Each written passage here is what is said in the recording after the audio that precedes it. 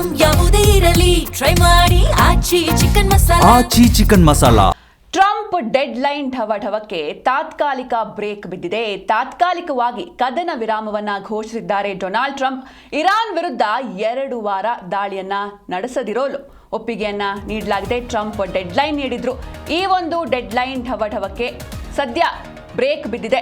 ತಾತ್ಕಾಲಿಕ seize fire ಘೋಷಿಸಿದ್ದಾರೆ Donald Trump ಅವರು. ಇರಾನ್ ವಿರುದ್ಧ 2 ವಾರ ಯಾವುದೇ ದಾಳಿಯನ್ನ ನಡೆಸಲ್ಲ ಅಂತ ಒಪ್ಪಿಗೆಯನ್ನ ನೀಡಲಾಗಿದೆ. ಟ್ರಂಪ್ ಕದನ ವಿರಾಮಕ್ಕೆ ಇರಾನ್ ಕೂಡ ಒಪ್ಪಿಗೆಯನ್ನ ನೀಡಿದೆ. ಹೀಗಾಗಿ ಇದು ದ್ವಿಪಕ್ಷೀಯ ಕದನ ವಿರಾಮ ಅಂತ ಡೊನಾಲ್ಡ್ ಟ್ರಂಪ್ ಹೇಳಿದ್ದಾರೆ. ಇರಾನ್ ಮೇಲಿನ ಯೋಜಿತ ಬಾಂಬ್ ದಾಳಿಯನ್ನ ಪೋಸ್ಟ್ಪೋನ್ ಮಾಡಲಾಗಿದೆ. ಈ ಬಗ್ಗೆ ಟ್ರೂತ್ ಜಾಲತಾಣದಲ್ಲಿ ಪೋಸ್ಟ್ ಮಾಡಿದ್ದಾರೆ ಡೊನಾಲ್ಡ್ ಟ್ರಂಪ್. ಡೆಡ್ಲೈನ್ ನೀಡಿದ್ರು, ಅಂದರೆ 8 ಗಂಟೆವರೆಗೂ ಹೋರ್ಮುಜ್ ಜಲಸಂಧಿಯನ್ನು ನೀವು ಓಪನ್ ಮಾಡಬೇಕು, ಇಲ್ದಿದ್ರೆ ಇಡೀ ಇರಾನ್ನ ಸಿವಿಲೈಸೇಷನ್ ಅನ್ನೇ ಕಂಪ್ಲೀಟ್ ಆಗಿ ನಾವು ನಾಶ ಮಾಡ್ತೇವೆ ಅಂತ ಒಂದು ಬೆದರಿಕೆಯ ಟ್ವೀಟ್ ಅನ್ನ ನಿನ್ನೆ ಡೊನಾಲ್ಡ್ ಟ್ರಂಪ್ ಮಾಡಿದ್ರು. ಕಂಪ್ಲೀಟ್ ಆಗಿ ಇರಾನ್ ನಾಗರಿಕತೆ ಏನಿದೆ ಅದು ನಾಶ ಆಗುತ್ತೆ, ಆ ರೀತಿ ನಾವು ಬಾಂಬ್ ದಾಳಿಯನ್ನ ನಡೆಸ್ತೇವೆ ಅಂತ ಒಂದು ಭಯಾನಕ ಟ್ವೀಟ್ ಅನ್ನ ಅವರು ಮಾಡಿರ್ತಾರೆ. ಈ ಒಂದು ಟ್ವೀಟ್ನ ಬೆನ್ನಲ್ಲೇ ಇದೀಗ ಈ ಒಂದು ಕದನಕ್ಕೆ ಅಥವಾ ಯುದ್ಧಕ್ಕೆ ಬ್ರೇಕ್ ಬಿದ್ದಿದೆ. ತಾತ್ಕಾಲಿಕ ಕದನ ವಿರಾಮವನ್ನು ಅನೌನ್ಸ್ ಮಾಡಿದ್ದಾರೆ ಡೊನಾಲ್ಡ್ ಟ್ರಂಪ್. ಇರಾನ್ ವಿರುದ್ಧ 2 ವಾರ ಯಾವುದೇ ದಾಳಿಯನ್ನ ನಡೆಸಲ್ಲ ಅಂತ ಅನೌನ್ಸ್ ಮಾಡಿದ್ದಾರೆ. ಟ್ರಂಪ್ ಕದನ ವಿರಾಮಕ್ಕೆ ಇರಾನ್ ಕೂಡ ಒಪ್ಪಿಗೆಯನ್ನ ನೀಡಿದೆ. ದ್ವಿಪಕ್ಷೀಯ ಕದನ ವಿರಾಮ ಇದು ಅಂತ ಡೊನಾಲ್ಡ್ ಟ್ರಂಪ್ ಪೋಸ್ಟ್ ಮಾಡಿದ್ದಾರೆ. ಇರಾನ್ ಮೇಲಿನ ಯೋಜಿತ ಬಾಂಬ್ ದಾಳಿಯನ್ನ ನಾವು ಮುಂದೂಡಿದ್ದೇವೆ ಅಂತ ಟ್ರೂತ್ ಜಾಲತಾಣದಲ್ಲಿ ಪೋಸ್ಟ್ ಮಾಡಿದ್ದಾರೆ ಟ್ರಂಪ್. ನೀವು ಕೂಡ ನೋಡ್ತಾ ಇದ್ದೀರಾ ಅವ್ರು ಮಾಡಿರುವಂತಹ ಟ್ವೀಟನ್ನು. ಅಂದರೆ ಈ ಹಿಂದೆ ಅವ್ರು ಮಾಡಿರುವಂತಹ ಟ್ವೀಟ್ ನಿಜಕ್ಕೂ ಇಡೀ ವಿಶ್ವಕ್ಕೇನೆ ಭಯ ಹುಟ್ಟಿಸಿತ್ತು. ಏಕೆಂದರೆ ಇವತ್ತು ರಾತ್ರಿನೇ ಅಥವಾ ಇರಾನ್ಗೆ ಒಂದು ಕರಾಳ ರಾತ್ರಿ ಸದ್ಯದಲ್ಲೇ ಇರುತ್ತೆ. ಆ ಕರಾಳ ರಾತ್ರಿ ಇವತ್ತೇ ಆಗಿರಬಹುದು.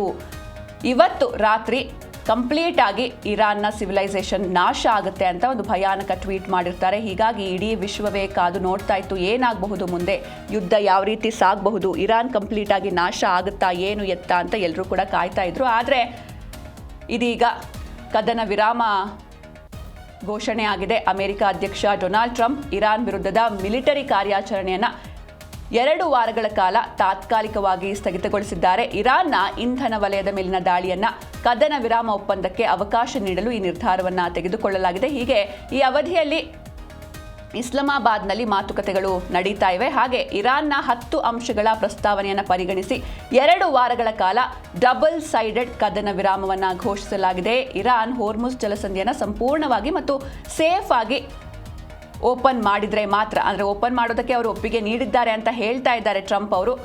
ಅದು ಕಾರ್ಯಗತ ಆದರೆ ಹೋರ್ಮುಜ್ ಜಲಸಂಧಿಯನ್ನು ಸಂಪೂರ್ಣವಾಗಿ ಕಂಪ್ಲೀಟ್ ಆಗಿ ಹಾಗೂ ಸೇಫ್ ಆಗಿ ಓಪನ್ ಮಾಡಿದ್ರೆ ಮಾತ್ರ ಈ ಒಂದು ವಿರಾಮ ಅಪ್ಲೈ ಆಗುತ್ತೆ ಅನ್ನುವಂಥ ವಿಷಯವನ್ನು ಕೂಡ ಅವರು ತಮ್ಮ ಟ್ವೀಟ್ನಲ್ಲಿ ಉಲ್ಲೇಖಿಸಿದ್ದಾರೆ.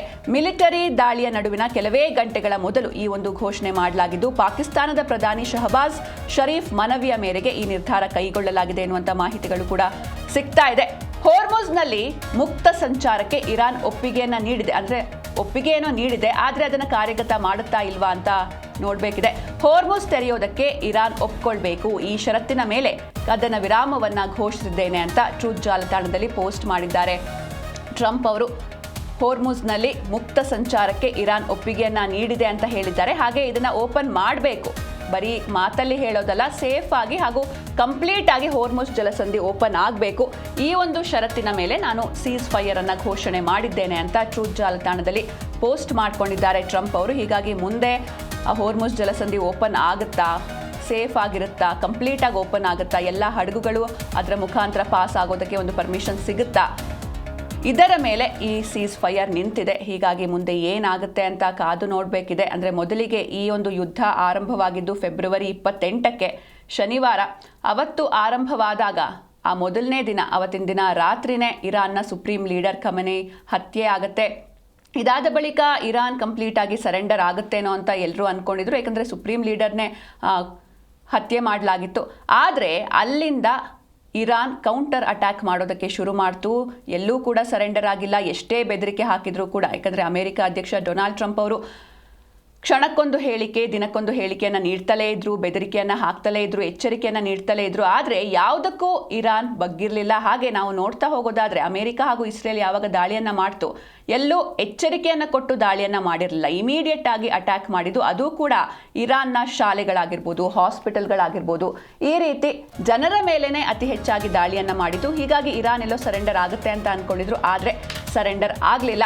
ಇರಾನ್ನ 10 ಅಂಶಗಳಿಗೆ ಅಸ್ತು ಎಂದಿದ್ದಾರೆ ಅಧ್ಯಕ್ಷ ಟ್ರಂಪ್. ಇರಾನ್ನ 10 ಅಂಶಗಳ ಪ್ರಸ್ತಾವನೆಯನ್ನು ನಾವು ಸ್ವೀಕರಿಸಿದ್ದೇವೆ. ಈ 10 ಅಂಶಗಳ ಪ್ರಸ್ತಾವನೆ ಮಾತುಕತೆಗೆ ಪೂರಕವಾಗಿದೆ, ಶಾಂತಿ ಒಪ್ಪಂದವನ್ನು ಅಂತಿಮಗೊಳಿಸೋದಕ್ಕೆ ಪೂರಕವಾಗಿದೆ, ದೀರ್ಘಕಾಲೀನ ಸಮಸ್ಯೆ ಪರಿಹಾರದ ಹಂತಕ್ಕೆ ತಲುಪಿದೆ. ಹೀಗಾಗಿ ಇದು ಪರಿಹಾರದ ಹಂತಕ್ಕೆ ತಲುಪಿದ್ದು ಸಂತೋಷದ ವಿಷಯ ಅಂತ ಟ್ರೂತ್ನಲ್ಲಿ ಪೋಸ್ಟ್ ಹಾಕಿದ್ದಾರೆ ಅಮೆರಿಕ ಅಧ್ಯಕ್ಷ ಡೊನಾಲ್ಡ್ ಟ್ರಂಪ್. ಇರಾನ್ನ 10 ಅಂಶಗಳಿಗೆ ಅಸ್ತು ಎಂದಿದ್ದಾರೆ. ಈ ಹಿಂದೆ ನಾವು ನೋಡಿದಾಗ ಯಾವಾಗ ಡೆಡ್ಲೈನ್ ನೀಡಿದ್ರು ಟ್ರಂಪ್ ಅವರು, ಆಗ 15 ಪ್ರಸ್ತಾವನೆಗಳನ್ನು ಪಾಕಿಸ್ತಾನ ಮುಖಾಂತರ ಅವರು ಕಳಿಸಿರ್ತಾರೆ ಇರಾನ್ಗೆ. ಆದರೆ ಅದು ರಿಜೆಕ್ಟ್ ಮಾಡಿರುತ್ತೆ, ಇರಾನ್ ಕಂಪ್ಲೀಟ್ ಆಗಿ ರಿಜೆಕ್ಟ್ ಮಾಡಿರುತ್ತೆ. ಅದರಲ್ಲಿ ಕೆಲವೊಂದಿಷ್ಟು ಕಂಡೀಷನ್ಸ್ ಇರುತ್ತೆ. ಅಂದರೆ ಅಣ್ವಸ್ತ್ರವನ್ನು ನೀವು ನಿಮ್ಮ ದೇಶದಲ್ಲಿ ಹೊಂದೋ ಹಾಗಿಲ್ಲ, ಹೀಗೆ ಕೆಲವೊಂದಿಷ್ಟು ಕಂಡೀಷನ್ಸ್ ಇರುತ್ತೆ. ಅದನ್ನು ರಿಜೆಕ್ಟ್ ಮಾಡ್ತು ಇರಾನ್. ಆದರೆ ಇದೀಗ ಇರಾನೇ 10 ಅಂಶಗಳ ಪ್ರಸ್ತಾವನೆಯನ್ನು ಸಲ್ಲಿಸಿದೆ. ಇದಕ್ಕೆ ಅಮೆರಿಕ ಅಧ್ಯಕ್ಷ ಡೊನಾಲ್ಡ್ ಟ್ರಂಪ್ ಅಸ್ತು ಅಂದಿದ್ದಾರೆ. ಇರಾನ್ನ 10 ಅಂಶಗಳ ಪ್ರಸ್ತಾವನೆಯನ್ನು ನಾವು ಸ್ವೀಕರಿಸಿದ್ದೇವೆ, ರಿಸೀವ್ ಮಾಡಿದ್ದೇವೆ.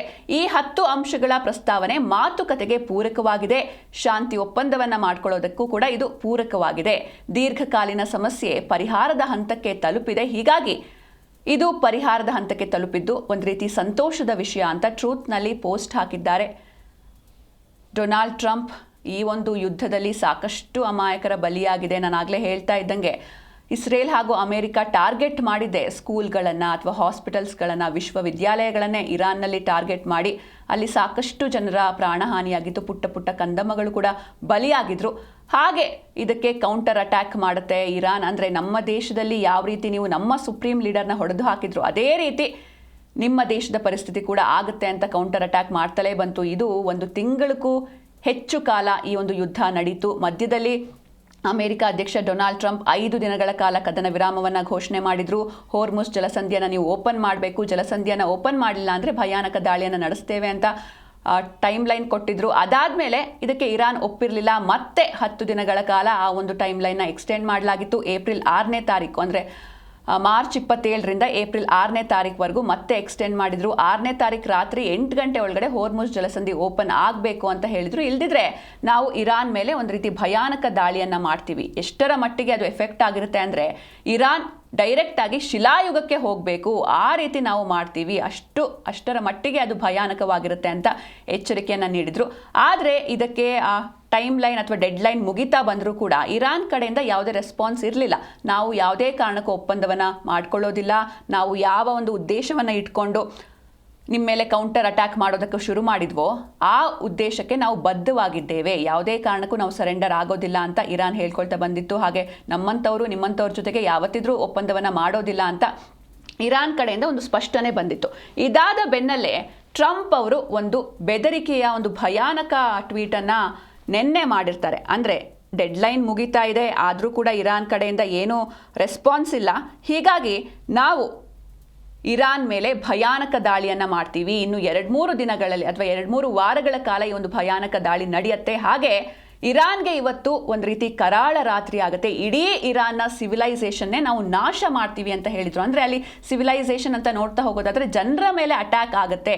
ಸೊ ಈ ಒಂದು ವಿಚಾರವನ್ನು ಅವರು ಮುಂದಿಟ್ಟಿದ್ರು. ಹೀಗಾಗಿ ಇರಾನ್ ಕೂಡ ಕದನ ವಿರಾಮಕ್ಕೆ ಸಮ್ಮತಿ ನೀಡಿದೆ.